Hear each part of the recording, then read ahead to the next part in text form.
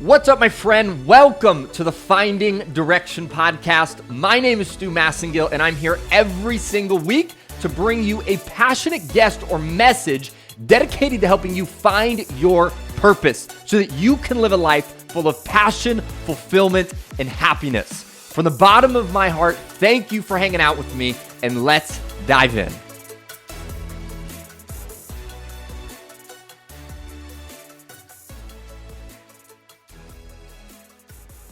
What's up, my friend? Welcome back to the Finding Direction podcast. I hope you are having an unbelievable day. I want to say thank you for joining us this week. And in this week's episode, I sit down with Belinda Ellsworth. And to give you a little bit of her background, Belinda, she has been called a trailblazer in the industry of sales, training, and personal development. Over the last 25 years, she has built 3 successful businesses, and she's helped thousands of professionals create a successful life while also maintaining the balance of a work-life balance. And now her passion has led her to start her popular podcast. It's called Work From Your Happy Place, and it was actually picked up by iHeart Radio in 2021. And a few things that we dive into on this episode is Belinda's 5 Ds to find your next destination. We talk about what stops most people from working from their happy place, and we also talk about what does working from your happy place really look like, and how can you start to make that shift in your own life. You're going to enjoy this episode. Belinda, you'll hear it in her energy, is a joy. And if you have not yet, make sure you hit that subscribe button so you can hang out with us every single week on this show. And without further ado, my friend, here we go. Belinda Ellsworth, welcome to the show, and thank you so much for being here. Well, thank you for having me. It's my pleasure, and I'm excited to share with your listeners. I love it. So as we dive into our conversation today, I would love to start really where you and I just spoke about before we hit record, and we're talking about, finding direction in your life. How do you sort of navigate those transition moments? And you brought up that you're going through one of those moments, and you've lived, and we'll get into it on this show, you've lived a lot of life. You've lived an incredible life. You've really shaped and created a life for yourself, and designed one that's been beautiful. And I'm excited to dive more into that, throughout today's conversation. But I would love if we could just start with what you were talking about, that you're going through one of those moments where you're in the throes of finding direction. And I love how you said that it's so exciting. And I think people don't always associate those two. So can you just fill us in with kind of how you're finding direction, where you're at? Yeah. So after 28 years of being a professional speaker and consultant and sales trainer, and literally when I say a professional speaker, I think some people don't understand the fullness of that. I mean, when COVID happened, I was booked up between 6 and 8 speaking engagements throughout the rest of the entire year. So that's about how much I would do on a monthly basis, and had been doing that for 25 years. It's sometimes more, but on average about 8. And so when that happened, the whole year was wiped out. And so then I was quickly like, oh my gosh, like, what am I going to do? And because I had a staff, and I was like, I need to pivot here fast. And so we did. And I upped my game as far as I offer a planner. So I started offering additional things to go with that, like gratitude journal and additional accessories for working in your office, and different courses that would align with that. And we actually were able to save the business. I mean, generate enough income that kind of matched that. So that was all good. But then I found myself that I was like in, like saving the company. So I was in this survival mode, and then that continued into year 2. And then that actually has continued into year 3. And then in year 3, which is now we're in right now, in September, I was just like, I'm not happy. I'm sitting here teaching all of, talking on my podcast about working from your happy place. And I got all these entrepreneurs going, if you're not happy with what you're doing, you need to find something else. And I found that I was la, la, la. And I just would sit on my own podcast and think, that's how I feel.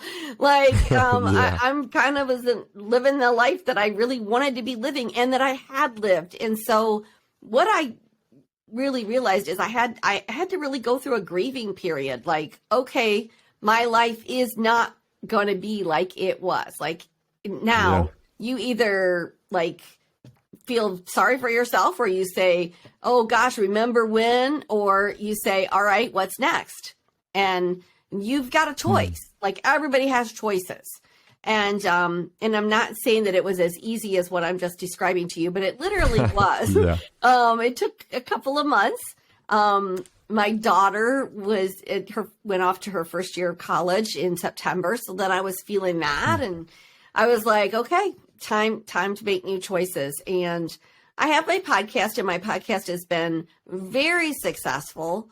But I really had not worked at making that a business. It was something I super enjoyed, and I loved it. It was another leg of what I do, but I hadn't monetized that. And so I was like, all right, I've worked for the last 6 years building this up. It's time to go big or go home. This is the next journey of my life. And so I did it all. I threw myself into taking all kinds of courses. I took another podcast course. I had taken a podcast course at the very beginning of my podcast journey, but I thought, it's time to level up, time to learn more. And I, started getting myself on other podcasts like yours, which I hadn't really done in the past. And I'm launching a subscription box. And so then I took classes on that. Then now I have all the products, and they're like on their way. And our first box is going to launch in May. And I've just been busy, like busy, and busy.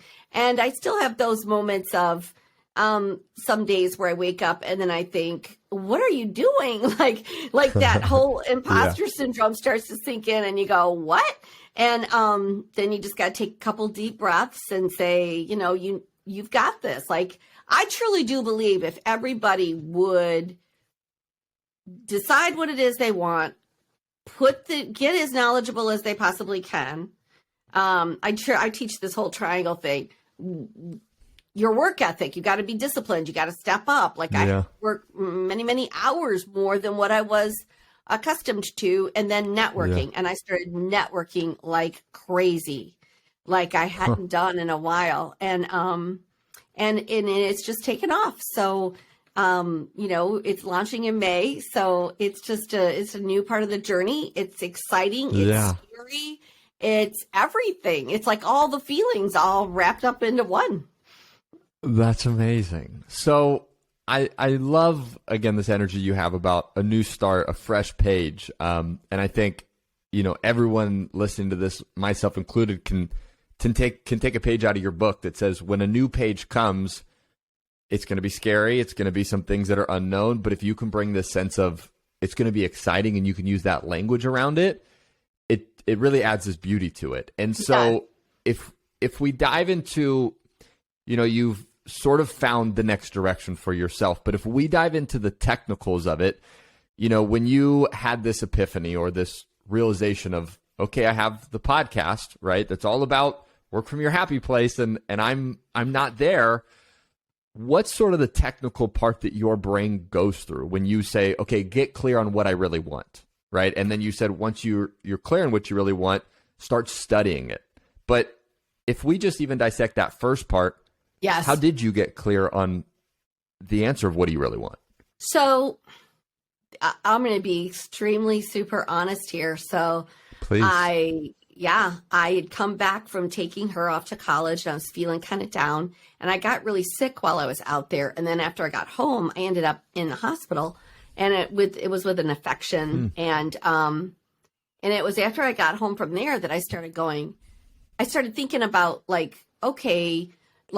I started thinking in a very scarcity mindset, like, okay, I just got to work enough to get her through these college years, and then I can maybe think about maybe even retiring, or what does that look like? And so I started having this crazy conversation with myself. And then I got mad at myself. I was like, that isn't the life I want for the next, I've enjoyed the life I've had for the last 28 years, to be quite honest with you. And I'm like, no, I still want to travel. I still want to do all these exciting things. I want to, if she lands in New York, which is where I'm guessing that she will, it's like, I'd love to get a place there and be able to hang with her. And Yeah. I want that to be the next stage of my life, not like trying to make it, you know what I mean? Survive. And yeah. I don't want to be in survival mode anymore. And you can either be in survival mode or thrive mode. Those are your two choices in life. You can either survive or thrive. Which are you going to choose? So I had that conversation with myself. And the funny thing is, I've been teaching this 5D program for 35 years, seriously. And so I just went back to my own training. I'm like, and the very first D, everybody thinks they got to have desire. Desire is going to come first, or you have to have determination first. And in reality, the very first D in the whole process is making a clear and concise decision about what you want. And when you make it, it's amazing. It's almost like you feel like a weight's been lifted off. And it doesn't even matter. Think of the difficult decisions in your life. Maybe do I quit this full-time job? Do I go off and do this? Do we move in this house? Do we move to a different house? I mean, just take a house, for example. If you said, all right, should we stay in this house and fix it up because it really needs repairs? Or should we just leave it and buy a new one? And until you make that decision, you're just waffling the whole time. You don't do anything. You don't fix your house up. You're not happy in your house. You're not looking for a new house. But the minute you make the decision, it doesn't even matter which way it goes. If you decide, okay, let's stay in the house. You go, all right, we're staying. Let's fix this place up. Yeah. What's the first thing we're going to do? You go into action. First, the desire kicks in, and then you go into action mode. And so that is those D's. It's make a decision. The desire builds. You follow through with daily actions, and you almost always get your destination. And then to cap all of that off, you have to have determination. You have to stick with it, even when it gets tough. And when you hit a roadblock or a detour and you just say, okay, this is the path I'm on. This is the decision I made. This is where we're going.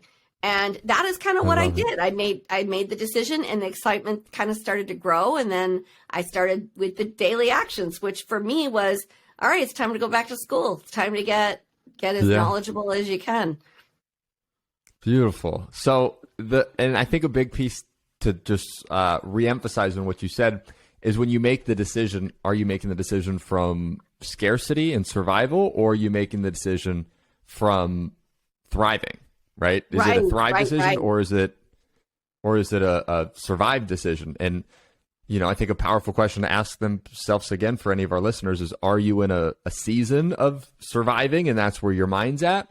And do you need to flip the switch to say, I deserve more? Like you said, it's you do deserve more. Absolutely. Everybody does. And it gets to a place of how bad do you want it? And for me, that I want that. That's the life I've had. It's the life I want back. I'm not ready to settle. And I've got a ton of energy. I kind of started buying into that. Well, and I had a lot of my friends going, you're starting something new now? What are you doing? Several of my friends have just recently retired.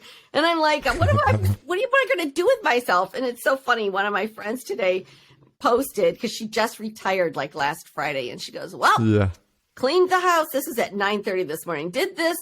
Now what will I do for the rest of the day? I thought, I don't want to be there. Yeah. So funny. So I would love to dive into your podcast a little bit. I know, this podcast you started, is it 6 or 7 years ago now? It's 6.5 right now. So it's going on 7. Okay. And I love the theme of your podcast, Work From Your Happy Place. As you and I were talking about before we record, we believe here in living a life full of happiness, passion, and fulfillment. And so I'm curious for you, when you created the idea of Work From Your Happy Place, and when you think of the idea of Work From Your Happy Place, what does that mean to you at the core? So when I decided to do the show, it was well, what does that mean to most people? It means they love what they do, so it doesn't feel like work. If you love what you do and you have a passion for it, you won't I dread going to work on Monday, or can't wait till Friday gets here, or any of those feelings that you have of just dread, right? You don't have those feelings. But what I've discovered, and it's actually been an epiphany recently, because then there's like one of 5 things that people always say when I ask them, what's working from your happy place mean to you? Every once in a while I get an outlier. And what I've realized in it, because I know what it means for me, really. Yeah, it means loving what you do. But for me, throughout that journey, it is, am I making a difference in somebody else's life? If I am really making an impact and they're saying to me, you made an incredible impact on my life. Well, there's nothing that makes, like, that brings me a tremendous amount of joy and happiness that through my creating my own path in life, I've helped other people create a path in life. And so what here's the 5 things. And what I've come to understand, I used to look at them all separately. Like, oh, it's what it means to you. Oh, it's what it means to you. But what I've learned is on the very surface, it starts here. And then you add another layer. And then it's another layer. And then it's another layer. So like for a lot of people, they'll say, oh, it's me finding my passion and just loving what I do every day. You know what I mean? And then other people will say, it means freedom to me. This is the first freedom that they say. It's like, and there's a lot of people doing this right now. You know, my son's off in Thailand right now and he's got his laptop and working. It means I can go to Costa Rica for 4 months. I can work from the beach. I can work over here. So when I hear people say that, I'm like, okay, you know, that's not a real desire of mine, but I'm like, okay, that's what that means to you. Then the third layer is I get to choose. Like I can work, but then I can take 2 hours off and go pick my kids up from school and walk them home. And I get to balance life and work. And so that is a little deeper, right? Like we're getting deeper with this. And then the fourth, people will say, it really means I'm serving others. And so that means what I do is serving other people. And then the fifth one is really that final stage. Not only are you serving them, but you are changing their lives. Like, and so that I have come to realize is really, for all of us, it's all of those things, but it's a journey that you will take. And throughout that really fully working from your happy place is when you are loving what you do. You have freedom to choose. You can work when you want. You serve others and you are making an impact and changing lives. That's the fullness of that happy place. What's up, my friend? I wanted to jump in here real quick and share with you something that has been a huge game changer in my life lately. If you know me, you know that I'm someone who's always looking for the next thing that helps me get just dialed in, focused, be massively productive, and really just get in this state that I like to call a flow, where your brain's talking to the right parts, things are connecting, and you are in just really this beautiful flow throughout your day.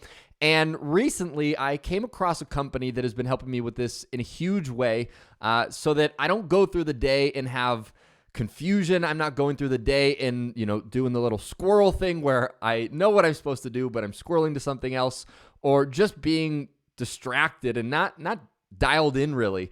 And the company, it's called Magic Mind. I was introduced to it through a good friend of mine, and now I want to introduce it to you, a good friend of mine.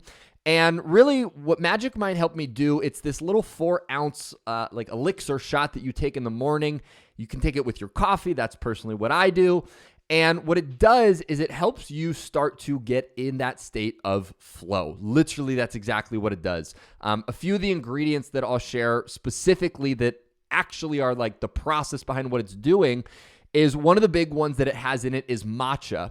And matcha, really what it does is it contains much less caffeine than coffee. But what it does is, interestingly enough, and I just learned this recently, it has a compound in it called catechins that basically extend the benefit of caffeine by slowing your body's ability to absorb it. So essentially what matcha is, in a nutshell, is it's like nature's extended release version of caffeine. And on top of that, it has something called Bacopa manieri, if I'm saying that correctly. And what that is it's a nootropic that improves your attention span, your ability to process and learn new information in your memory. So long story, all of those different things that I said, really, it just helps you get into a state of flow, be more productive, be more focused, and really just dial in for your day. And so because this has had an impact on my life, I asked the company if they would do something special for our listener. And honestly, they're going to do something just super, super cool, which is if you have an interest in, learning about Magic Mind, you want to be more productive, you want to be more focused, you want to be more dialed in, and you want to find that state of flow for your own life, they're going to basically hook you up for listening to this show and give you 56%. Yes, I said that correctly. 56% off of your first subscription order. And if you just want to do a one-time order, they'll give you 20% off. You can do either way, whatever works best for you. And all you need to do is if you go to magicmind.co, so not com, but .co/direction, and you enter the code direction20 at checkout, you will get both of those discounts. Again, the website is magicmind.co/direction. And just enter the code direction20 at checkout, and you'll get 20% off your first-time order or 56% off your first subscription order. And truly, from my heart to yours, my friend, I really do believe this will help you in life. I hope you believe it'll find direction, get clarity, and live in that state of flow, which honestly, life is so much better and so much more fun when you're living in a state of flow. So go check that out. Go dive into the link. Go check the product out. Use the discount. And let me know how you like it, my friend. Back to the show. Amazing. And what do you think is the biggest roadblock that stops people from living that? Because it sounds like a beautiful place, but I think we might both agree that a majority of people don't live there. So what do you think is some of the big roadblocks that get in the way for people? The biggest one is fear. Fear and resignment. Like people will say, oh, well, I went to school for 8 years to do that. I've already worked here this. Like they feel like, well, I've already done this. This is what I do. And they can't possibly see beyond that it's okay to make a change because it's scary. It's super scary. And there's fear behind that. And then it's that whole, when I talk about that triangle, the center of that triangle is the belief that you have in yourself. And I think that some people lack that. And maybe it's just lack of self-confidence. It's fear. It's taking a risk. Some people were taught their whole lives, you don't take risks. And it's just ingrained in them from a very young age. You take the safe route. A 9-to-5 job is security, which we know it really isn't. But for some people, I'd rather count on me any day of the week than count on somebody else. But I've been working for myself since I was like 20. So it's been a long time. And I still would rather work for myself than work for somebody else. Yeah. Yeah. It's interesting. I was listening to a podcast maybe 2-3 weeks ago, and it was talking about this idea around, it was called like the 60 or 70% rule of confidence and belief. And essentially the idea was if you believe with 60 to 70% that you can achieve this thing that you're thinking about doing. So if it's a new job that you're looking to get, if it's something you're looking to do in your business, if you have 60 to 70% belief and confidence that you can actually achieve this thing, then it's worth taking the risk to go achieve that, right? Versus I think sometimes what happens is we wait to have 90% belief, right? 99.9% confidence and belief that we can achieve this thing.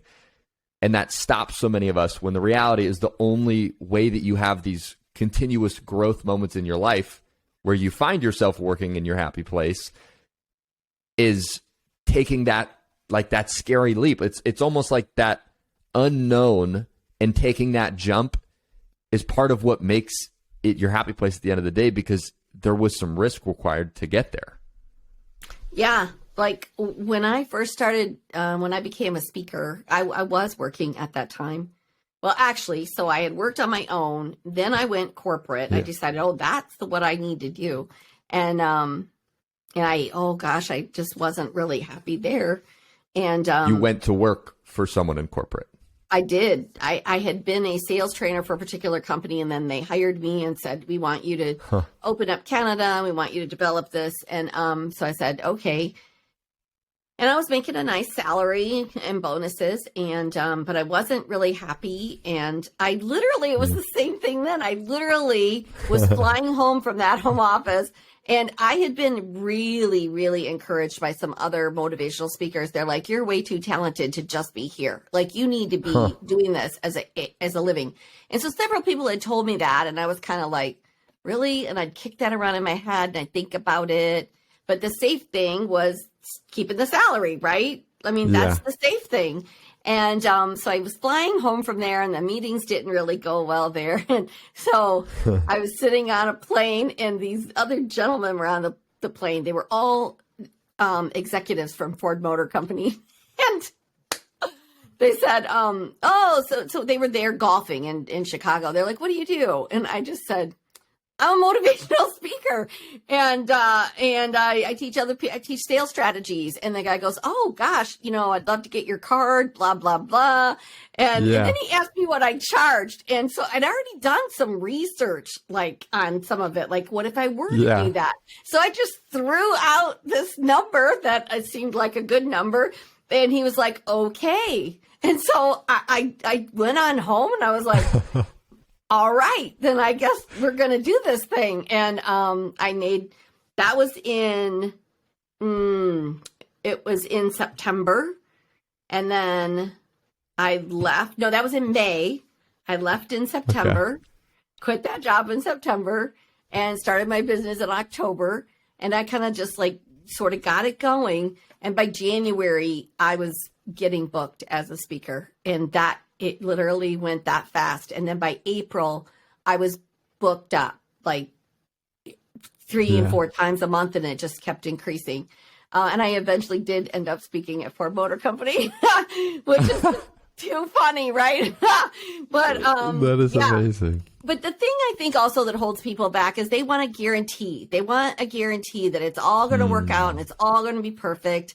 And a lot of people look kind of at somebody like myself, and they see a big challenge maybe that you're having, and they go, "Oh, I couldn't deal with that." It's like, yeah, it's a challenge. Like, doesn't mean that when you're working for yourself and you're happy and you're loving what you're doing and having all those other things, it doesn't mean it's going to come without setbacks or challenges or big, huge roadblocks sometimes. Like, when your product is supposed to arrive and it's 6 weeks late and everybody's paid for it and they're mad at you. So you just have to say, okay, that was a little setback, but you kind of have to take care of your customers and figure it out. But golly, you're never going to have it perfect. There isn't any situation in life that's perfect. We're striving to enjoy that life, have balance, love what we do, but that's not saying it's going to be without setbacks or challenges or frustrations or any of those things. That's life.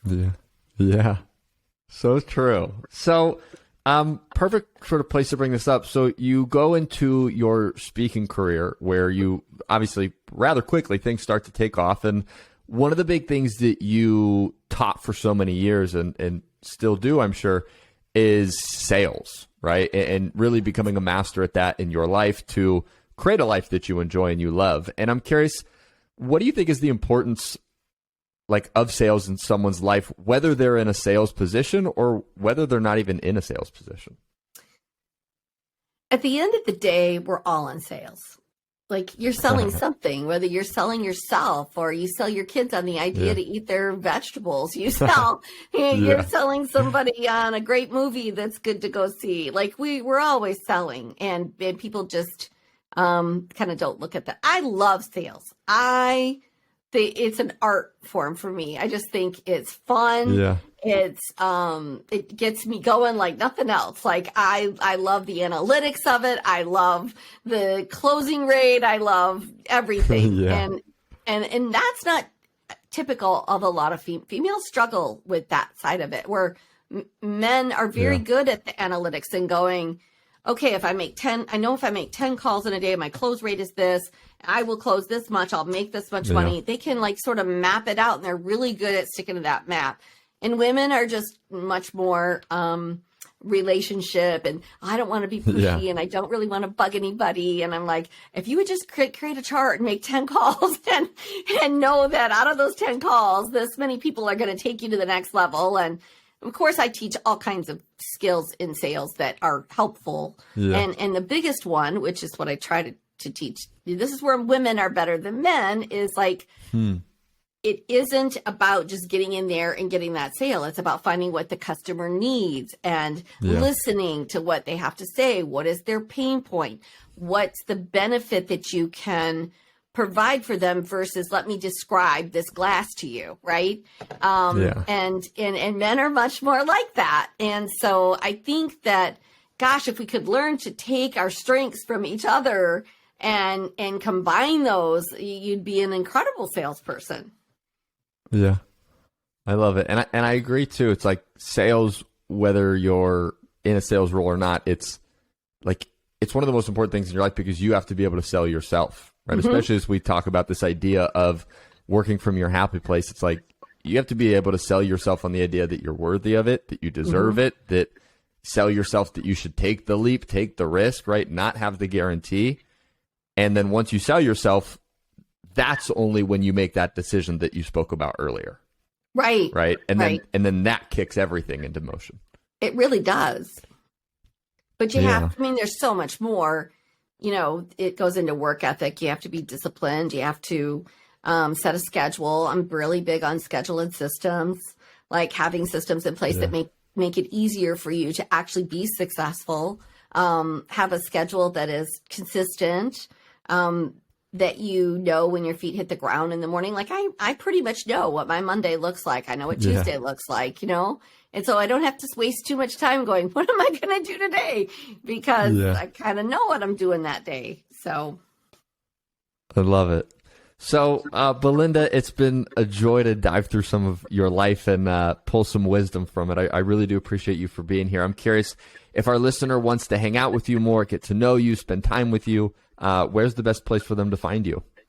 Yeah. So I would really love them to check out our podcast. That's where I'm at 3 times a week.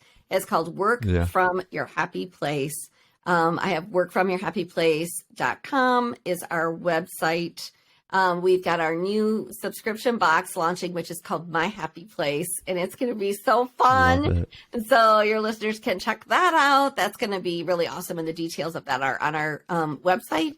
And I just really started on Instagram with Work from Your Happy Place. I hadn't really done that. And so we don't have a lot of followers, but they can follow us there. But I'm building it fast.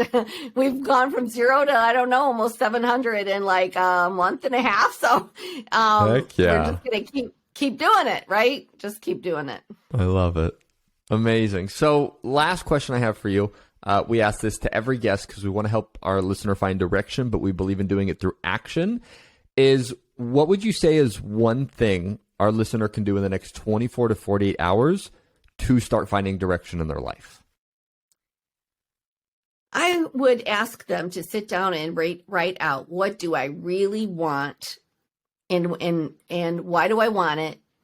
And what would my life look like if I did that? So first write that out, like really write it out and journal it out and say, what do I really want?